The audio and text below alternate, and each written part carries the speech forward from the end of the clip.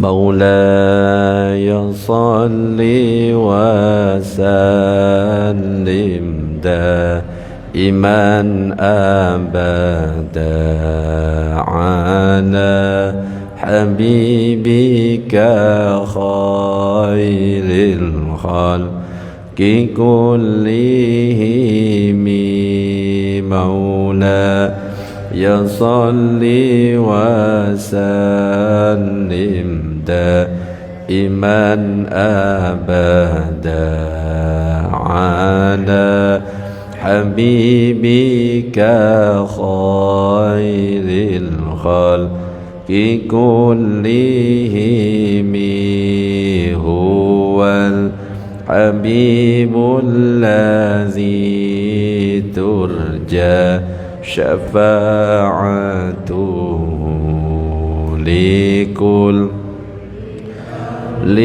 من الأهوال مقتحم مولاي صل وسلم دائما أبدا على حبيبك خير الخلق كلهم دنا واغفر لنا ما مضى يا واسع الكرم. Assalamualaikum warahmatullahi wabarakatuh. Bismillah walhamdulillah wassalatu wassalamu ala rasulillah Sayyidina Muhammad ibn Abdillah wa ala alihi wa sahbihi wa man walah la al-huda wa dalalata ala al-khair wa batigha'a wajhillah mardatihi wa qurbihi wa thawabihi subhanahu wa ta'ala ila hadratin nabiyil mustafa Muhammadin sallallahu alaihi wasallam. Al-Fatihah. A'udzu billahi minasy syaithanir rajim. Bismillahirrahmanirrahim. Alhamdulillahi rabbil alamin arrahmanir rahim maliki yaumiddin. Iyyaka na'budu wa iyyaka nasta'in. Ihdinas siratal mustaqim. Siratal ladzina an'amta 'alaihim ghairil maghdubi 'alaihim waladdallin. Ya rabbal alamin. Sekarang kita sudah berada di akhir-akhir bulan Syawal. InsyaAllah belum terlambat saya mengucapkan ja'alanallahu wa iyyakum minal aidin wal faizin. Mohon maaf lahir dan batin. Dan kalau misalkan sudah bulan Syawal, itu berarti habis Syawal tinggal 1,5 bulan sudah Idul Adha. Makanya kalau kita nanti masuk ke Idul Adha itu, masuk ke bulan Zulhijjah itu, ya tentunya ada sesuatu yang harus kita pelajari lagi untuk persiapannya. Meskipun sudah pernah kita bahas, kalau tidak diulangi pasti lupa, kalau tidak diulangi pasti dilanggar lagi. Padahal sudah pernah dibahas, sudah pernah dipraktekkan, maka perlu kita ulang sedikit nanti ya tentang masalah fikih kurban. Jadi di bulan Zulhijjah itu ada hari raya namanya hari raya Idul Adha. Kalau hari raya Idul Fitri itu 1 Syawal, kalau Idul Adha itu 10. Dan pada hari-hari itu mulai dari tanggal 10, 11, 12, 13 dianjurkan bagi kita umat Islam untuk melaksanakan ibadah kurban. Dan perlu kita ketahui juga ibadah kurban ini tidak hanya dikhususkan untuk kita saja sebenarnya. Tapi ibadah kurban ini sebenarnya sudah disyariatkan kepada umat-umat terdahulu. Sebagaimana dalam surat Al-Hajj ayat 34 itu disebutkan walikulli ummatin ja'alna mansakan liyadhkuru ismallahi ala ma razaqahum min bahimatil an'am fa ilahukum ilahu wahidun falahu aslimu wa basyiril mukhbitin. Bagi setiap umat telah kami syariatkan penyembelihan kurban agar mereka itu menyebut nama Allah atas binatang ternak yang dianugerahkan kepada mereka, Tuhanmu ialah Tuhan yang Maha Esa, maka berserah dirilah kepadanya, sampaikanlah wahai Nabi Muhammad kabar gembiranya Nabi Adam. Dan ini diceritakan dalam surat Al-Maidah ayat 27, watlu alaihim naba abnai adam bil haq, bacakanlah wahai Muhammad kepada mereka berita tentang dua putra Adam dengan sebenarnya. idh qarraba qurbanan fatuqabbila min ahadihima wa lam yutaqabbal minal akhar. Ketika kabar yang kedua bernama Habil dan Labuda. Yang Qabil ganteng, Iklimah adiknya Qabil cantik jelita. Nah, yang pasangan kedua ini yang bernama Habil tidak setampan Qabil. Begitu juga Labuda adiknya Habil tidak secantik. Habil nikah dengan Iklimah, Qabil ganteng diperintah nikah dengan Labuda yang tidak begitu cantik. Habil tidak begitu tampan disuruh nikah dengan Iklimah yang cantik, protes akhirnya. Siapa yang kurbannya diterima? Dia yang paling berhak untuk menikah dengan Iklimah yang cantik. Maka akhirnya Qabil menyiapkan kurbannya. Kebetulan Qabil itu adalah petani. Disiapkan hasil pertaniannya, tapi ternyata yang disiapkan oleh Qabil itu tanamannya layu, buah-buahannya busuk. Wes pokoknya hasil pertanian yang jelek. Berbeda dengan Habil. Yang Habil ini seorang peternak, nyiapkannya Habil simpan di langit. Dan ternyata nggak terima. Kenapa? Merasa kalah. Akhirnya terjadi pembunuhan pertama yang dibunuh oleh siapa? Qabil. Habil dibunuh oleh Qabil, dan itulah sejarah pembunuhan pertama. Dan kalau dalam Islam, kalau perintis atau pelopor sebuah kejelekan dan orang-orang yang dijadikan sebagai pengganti ketika masanya Nabi Ibrahim yang diperintah untuk menyembelih Ismail, ketika mau disembelih Allah memerintahkan kepada Jibril ambil korbannya Habil, gantikan kepada Ismail. Maka yang akhirnya disembelih siapa? Ya korbannya Habil. Maka itu yang menjadi syariat bagi kita umat Islam, bahwa ketika di bulan Dzulhijjah ada waktu dari tanggal 10. Ibnu Katsir, wa huwal kabsyul ladzi qarrabahu ibnu Adam fatuqabbila minhu. Itu adalah domba yang dikurbankan Habil putra Adam. Jadi nyambung cerita di zaman Nabi Adam dengan cerita di masanya Nabi Ibrahim dan Nabi Ismail ketika disembelih. Allahumma shalli ala sayyidina Muhammad. Jadi itu sejarah kurban pertama. Shalli ala sayyidina Muhammad. Para jamaah, Bapak Ibu yang dirahmati oleh Allah, kalau kita berbicara tentang kurban, maka secara bahasa kata kurban ini berasal dari bahasa Arab, yaitu qariba yaqrabu, kurban wa kurbanan wa kirbanan, yang artinya dekat, dari kata doha atau artinya waktu duha. Apa maksudnya? Sembelihan di waktu duha pada tanggal 10 sampai tanggal 13 bulan Dzulhijjah. Maka dari sinilah akhirnya muncul istilah Idul Adha. Itu sejarahnya juga. Allahumma shalli ala sayyidina Muhammad. Nah, Imam Zakaria Al-Ansari di dalam kitab Fathul Wahhab itu mengatakan, udhiyah adalah apa-apa yang disembelih dari binatang ternak yang digunakan untuk mendekatkan diri kepada Allah mulai dari tanggal 10 Dzulhijjah plus hari tasyriknya 11, 12, 13. Nabi mengatakan kullu ayyamit tasyrik zabhun, bahwa hari tasyrik itu adalah hari penyembelihan. Makanya dalam Islam ada 5 hari yang dilarang kita berpuasa. Yang pertama adalah hari raya Idul Fitri, haram kita berpuasa. Makanya kalau kita mau puasa Syawal itu baru bisa kita mulai dari tanggal 2. Dan yang paling afdol kalau kita mau puasa Syawal sebenarnya adalah 2, 3, 4, 5, 6, 7. Baru di hari ke-8 itu biasanya di kampung-kampung ada lebaran ketupat. Nah, itu sebenarnya lebaran bagi orang yang puasa Syawal. Nah, di sini ada lebaran ketupat? Nggak ada. Kalau di Madura ada lebaran ketupat, tapi yang nggak puasa Syawal ikut lebaran semuanya, makan bareng. Padahal itu hanya untuk yang Syawal sebenarnya.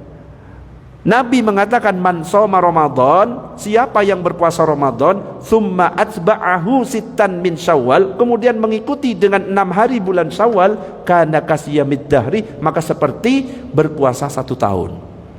Paling afdolnya urut 2, 3, 4, 5, 6, 7. 8-nya ketupatan. Kalau seandainya tidak urut, boleh apa enggak? Boleh. Yang penting dilakukan di bulan Syawal. Ustadz, saya ambil setiap Senin Kamis, boleh. Ustadz, sekaligus saya qadha saja di bulan Syawal, boleh. Yang paling afdol gimana? Qadha dulu baru Syawal. Nah, sekarang ini kan masih bulan Syawal, masih ada berapa hari bulan Syawal? Nah, bagi yang belum berpuasa Syawal, monggo silahkan. Ada yang sudah puasa Syawal? Sudah, alhamdulillah. Bah, sudah wes, gak usah ditanya ya. Pak Yanto, wis pasti ya, puasa Ramadan insyaallah. Allahumma shalli ala sayyidina Muhammad. Nah, jadi ada 5 hari yang diharamkan kita berpuasa. Yang pertama adalah hari raya Idul Fitri, yang kedua adalah hari raya Idul Adha, yang ketiga 4, 5 itu hari tasyrik, 11, 12, 13. Enggak boleh kita berpuasa. Ustadz, saya punya kebiasaan berpuasa Ayyamul Bid. Ayyamul Bid itu biasanya dikerjakan tanggal 13, 14, 15. Lah kalau bulan Dzulhijjah tanggal 13-nya itu termasuk hari tasyrik, terus gimana puasanya? Boleh digeser ya. Jadi kalau kita berpuasa Ayyamul Bid di bulan Dzulhijjah, karena tanggal 13-nya haram berpuasa karena termasuk hari tasyrik, maka tanggal 13-nya bisa diganti di tanggal 16. Berarti puasanya 14, 15, 16. Allahumma shalli ala sayyidina Muhammad. Syekh Khatib Asy-Syarbini dalam kitab Munil Muhtaj mengatakan, hiya ma yudbahu minan na'ami taqarruban ila Allah Ta'ala min yaumil 'idi ila akhir ayyamit tasyrik. Kurban itu adalah hewan ternak yang disembelih untuk mendekatkan diri kepada Allah di hari raya Idul Adha hingga akhir hari tasyrik. Kalau hari tasyrik itu terakhir, ya pokoknya jangan masuk sebelum maghrib, tanggal 13 sebelum maghrib. Kadang-kadang juga ada yang kebalik, yang takbiran itu loh kebalik. Kadang-kadang Idul Fitri takbiran setiap habis sholat, ya salah ya. Yang setiap habis sholat sampai tanggal 13 itu takbiran saat Idul Adha, tanggal 10, 11, 12, 13 itu takbiran setiap selesai sholat. Tanggal 13-nya terakhir itu waktu asar. Nah, ini kebalik sekarang, banyak yang kebalik karena nggak paham. Habis sholat duhur si takbiran, padahal itu sholat Idul Fitri, hari raya Idul Fitri. Tidak dianjurkan kalau seperti itu. Jadi kurban itu dalam dimensi vertikal adalah bentuk ibadah untuk mendekatkan diri kepada Allah. Sedangkan dalam dimensi sosial, kurban itu bertujuan untuk menggembirakan kaum fakir pada hari raya Idul Adha. Maka karena itu daging kurban itu hendaklah diberikan kepada mereka yang membutuhkan, dan juga boleh menyisakan secukupnya untuk dikonsumsi keluarga yang berkurban, dengan tetap mengutamakan kaum fakir dan miskin. Berbeda antara zakat fitrah dan pembagian daging kurban. Kalau zakat fitrah orang kaya nggak boleh dapat, hanya untuk fakir, miskin, dan golongan-golongan yang 8 itu. Tapi kalau kurban, meskipun dia kaya boleh dapat. Apalagi fakir dan miskin, itu yang paling afdol. Itu bedanya. Allahumma shalli ala sayyidina Muhammad. Oke, sebelum dilanjutkan, ini baru muqaddimah tentang masalah kurban. Sampai di sini ada yang mau ditanyakan? Monggo kalau ada pertanyaan. Masih muqaddimah. Bu Ibu ada? Belum? Oke, monggo Bu, silakan.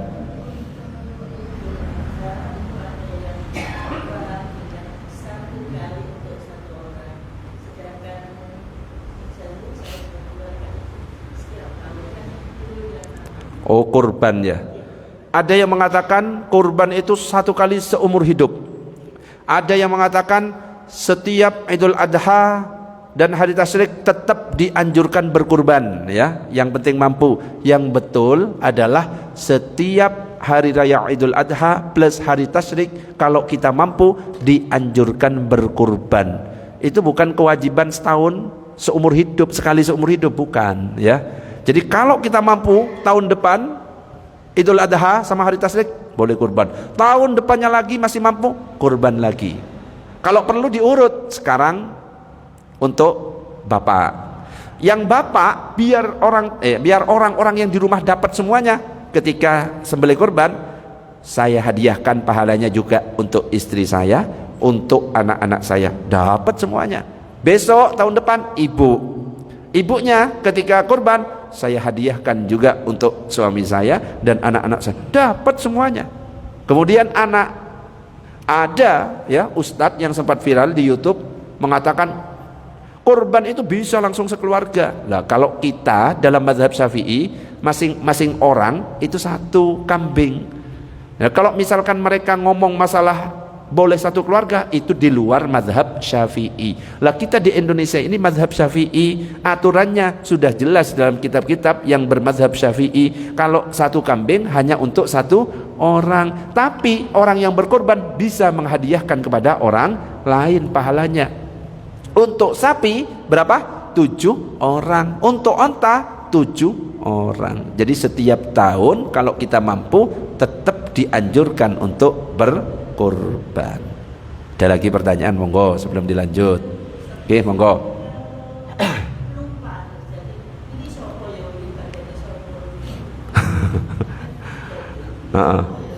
Siapa ini ya gilirannya ini ya? Nah, bingung ini. Gilirannya siapa? Hah? Tanya datanya ke masjid. Pak, kemarin tahun lalu saya daftar atas nama siapa? Gitu ya. Gitu ya, tanyakan biar lebih jelas ini atas nama siapa. Ya boleh, monggo.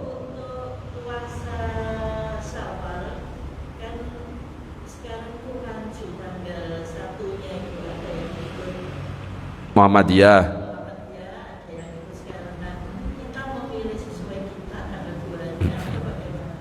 Ya, karena kemarin Idul Fitrinya beda, ada yang hari Jumat, berarti tanggal 2-nya hari Sabtu, sedangkan yang lain lagi sholat Id ya.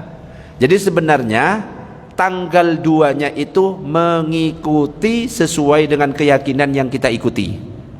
Tapi kalau pengen lebih hati-hati supaya kita tidak ragu, maka kalau terjadi perbedaan, ambil yang tidak termasuk keduanya. Berarti diambil di hari apa berarti? Minggu. Paham maksudnya? Kalau Minggu wis aman ya. Tapi sebenarnya bagi orang yang sudah Idul Fitri hari Jumat di tanggal 2 hari Sabtu, ya boleh, karena keyakinan dia tanggal 1 Syawalnya hari Jumat. Kalau yang Idul Fitrinya hari Sabtu, berarti 2 Syawalnya hari Minggu. Kalau pengen aman, yang Jumat itu ngikut ke hari Minggu, wis aman. Jadi sesuai dengan keyakinan kita. Gak boleh kita nyalah-nyalahkan. Ya tanggal 2 Syawal, gak gitu konsepnya. Nabi itu gak pernah ngelihat tanggal 2 Syawalnya, tapi dilihat tanggal 30 Sya'ban. 30 Ramadan. Kalau memang gak kelihatan, istiqmal, jadi 30 hari. Jadi tanggal 29 itu dilihat ada banda. Kok bulannya nampaknya ikut NU dan pemerintah. Jangan saya puasanya ikut Muhammadiyah, atau saya puasanya ikut NU, lebarannya ikut Muhammadiyah. Wah, itu ibaratnya kita jalan-jalan ke TP bawa istri, pulangnya bawa istrinya orang. Ya, gak jelas wes ya. Allahumma shalli ala sayyidina Muhammad ya. Ada pertanyaan yang lain sebelum dilanjut, monggo. Ada lagi, monggo. Langsung almarhum fulan itu boleh dan sah. Tapi kalau mazhab Syafi'i berkorban atas orang yang meninggal, almarhum fulan tidak sah. Caranya kalau kita pengen mazhab Syafi'i atas nama orang yang hidup, kemudian ketika disembelih yang hidup, Allahumma shalli ala sayyidina Muhammad ya. Lanjut. Para jamaah, Bapak Ibu yang dirahmati oleh Allah, sekarang kita masuk keutamaan ibadah kurban. Dalam hadis yang paling afdol adalah berkurban. Innaha lata'ti yaumal qiyamah bikuruniha wa ash'ariha wa adlafiha wa anna ad-dama la yaqau, melakukannya. Ini hadis yang diriwayatkan oleh Imam Tirmizi. Jadi menurut Zain Al-Arab, ibadah yang paling utama pada hari raya Idul Adha itu adalah menyembelih. Jadi semuanya akan jadi nilai pahala. Ada lagi kalau digambarkan dengan tafsiran yang lain, bahwa nanti hewan itu akan menjadi kendaraan untuk berjalan melewati sirat. Ini tafsiran yang lain. Ya, yang pertama bahwa nanti itu utuh jadi pahala. Yang kedua, nanti akan datang menjadi kendaraan. Itu sunnatun muakkadatun. Berkurban hukumnya sunnah muakkadah. Jadi enggak wajib. Tapi sangat-sangat dianjurkan bagi mereka yang mampu dan tidak seumur hidup sekali. Tapi setiap tahun kalau kita mampu dianjurkan untuk berkurban. Dan hukum sunnah muakkadah untuk kami umat Islam nanti itu akan dibagi menjadi dua kalau dalam mazhab Syafi'i. Hukum sunnah muakkad untuk kami umat Islam dengan sunnah kifayah, jika ada satu yang melakukan maka yang lain gugur perintah melakukannya. Jadi kalau misalkan dia jomblo, gak punya keluarga, maka itu namanya sunnah ain. Jadi jelasnya gini, tak perjelas, bingung biasanya. Hukum berkurban dalam mazhab Syafi'i adalah sunnah muakkadah. Sunnahnya itu ada dua. Ada sunnah ain, kalau misalkan dia sendirian, gak punya keluarga. Yang kedua, sunnah kifayah, kalau misalkan dia punya keluarga. Satu orang melakukan kurban atas nama suami, maka kesunahan yang lain gugur. Ibaratnya kalau sholat jenazah dan sholat wajib. Kalau sholat wajib fardu ain, wajib masing-masing orang. Kalau sholat jenazah ada sebagian melakukan, yang lain gugur. Tapi yang lain yang gak sholat dapat pahala apa enggak? Tidak dapat. Yang dapat pahala yang sholat jenazah. Begitu juga kalau dalam sebuah keluarga suaminya berkurban, seret, maka yang dapat pahala kesunahan suaminya, tapi keluarga yang lain gugur. Apakah dapat pahala? Tidak. Caranya supaya dapat pahala, hadiahkan pahalanya. Saya berkurban untuk diri saya dan juga saya hadiahkan untuk anak dan istrinya, baru dapat semuanya. Bisa difahami sampai di sini? Allahumma shalli ala sayyidina Muhammad. Itu. Iya. Tapi kalau enggak menghadiahkan, ya sudah, saya saja yang dapat pahala, cuma istri dan anak gugur kesunahannya. Gitu. Tapi kalau dihadiahkan, ikut dapat pahalanya. Gitu caranya. Kalau dalam mazhab Syafi'i. Allahumma shalli ala sayyidina Muhammad. Sekarang kalau dalam mazhab Hanafi, al-udhiyatu wajibatun ala kulli hurrin muslimin muqimin musirin fi yaumil adha an nafsihi wa an waladihi sighar. Berkurban hukumnya wajib bagi setiap orang merdeka, bukan budak, muslim, mukim dan kaya pada hari raya Idul Adha untuk dirinya dan anak-anaknya yang kecil. Wajib kalau misalkan mazhab Hanafi. Kalau mazhab Maliki, al-udhiyatu sunnatun wajibatun la yambaghi tarkuha liqadirin 'alaiha min ahraril muslimin illal hajja falaisat 'alaihim udhiyatun. Imam Malik berkata, kurban hukumnya sunnah yang kokoh, tidak seyogyanya meninggalkan berkurban bagi orang merdeka muslim kecuali orang-orang yang haji.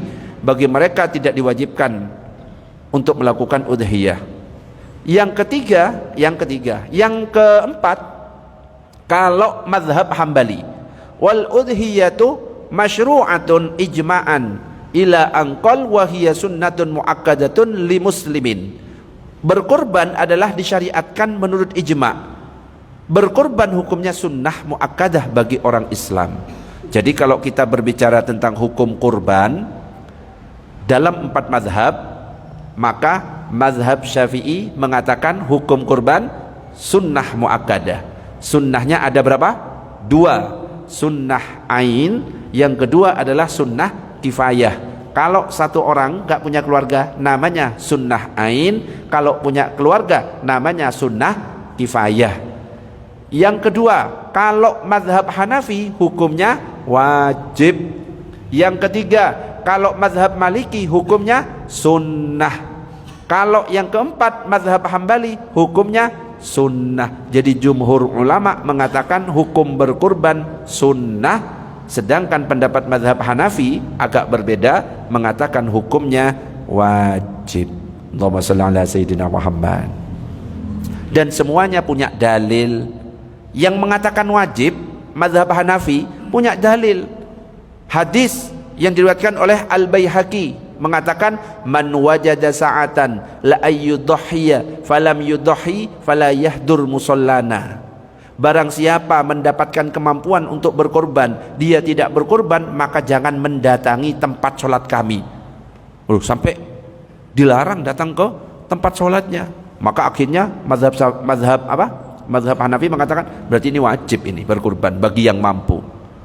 Tapi yang mengatakan sunnah juga punya dalil. Hadisnya diriwayatkan oleh Imam At-Tabrani, al-adha alayya faridatun wa alaikum sunnatun.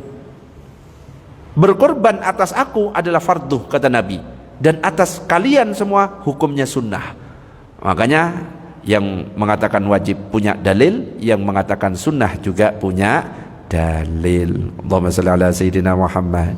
Oke, sebelum dilanjut sampai di sini ada pertanyaan, monggo. Ada? Belum? Masih belum? Padahal yang saya sampaikan banyak loh, sampai mulut saya berbusa. Oke, kita lanjut. Allah.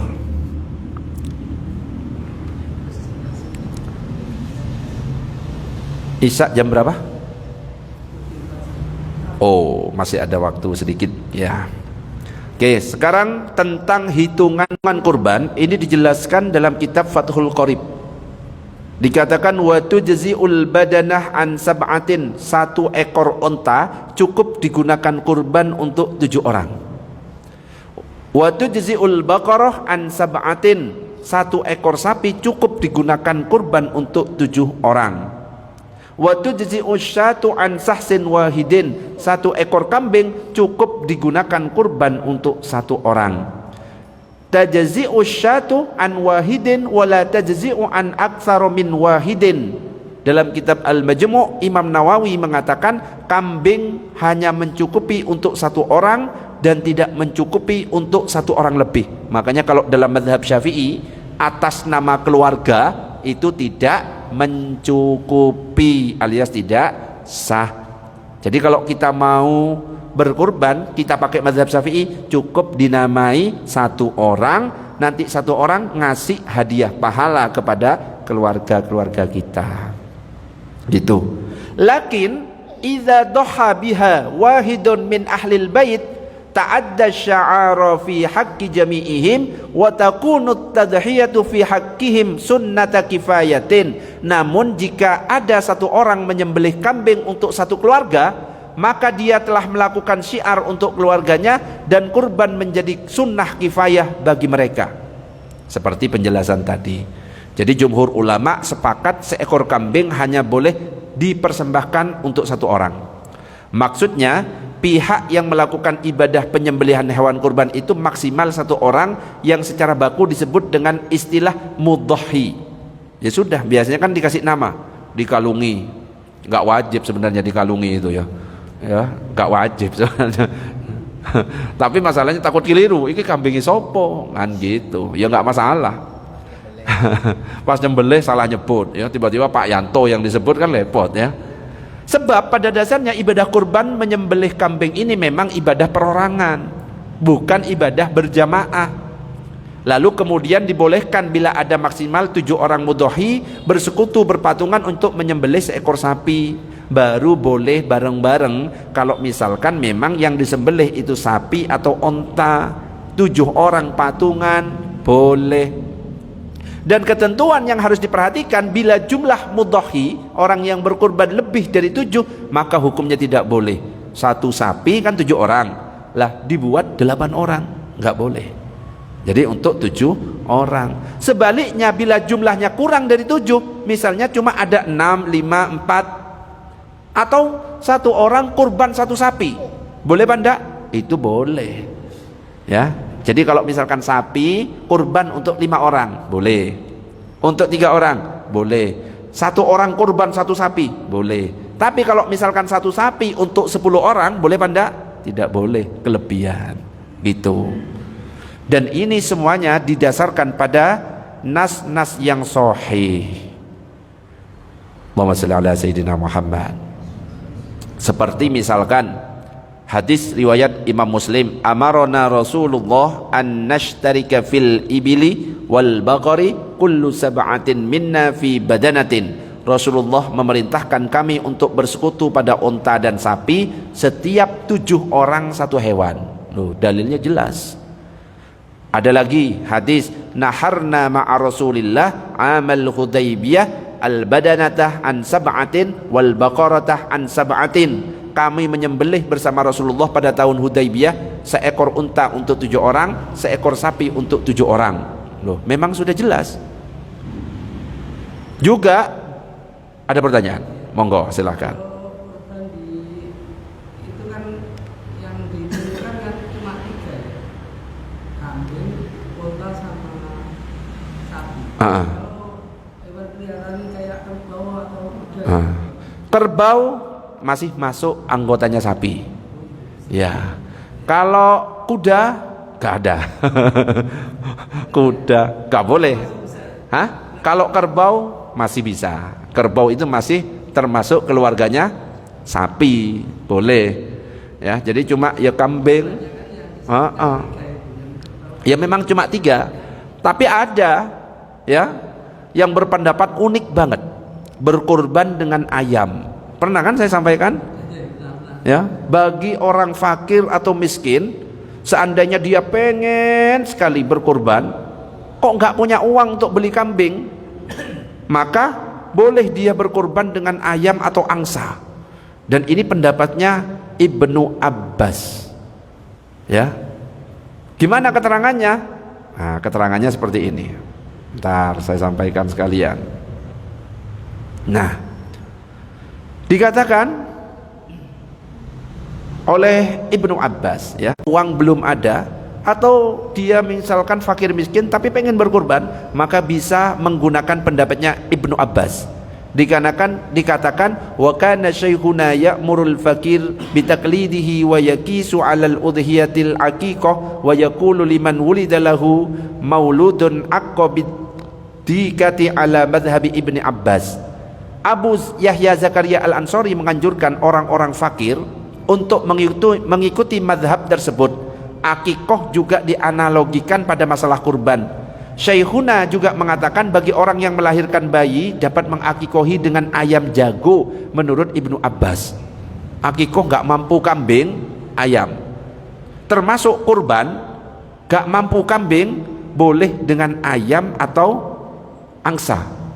Ya, dikatakan an Ibni Abbasin annahu yakfi fil udhiyati iraqatu dami walau min dajajatin wa auzin kama qalahul Maidani, kitab Bughyatul Mustarsyidin.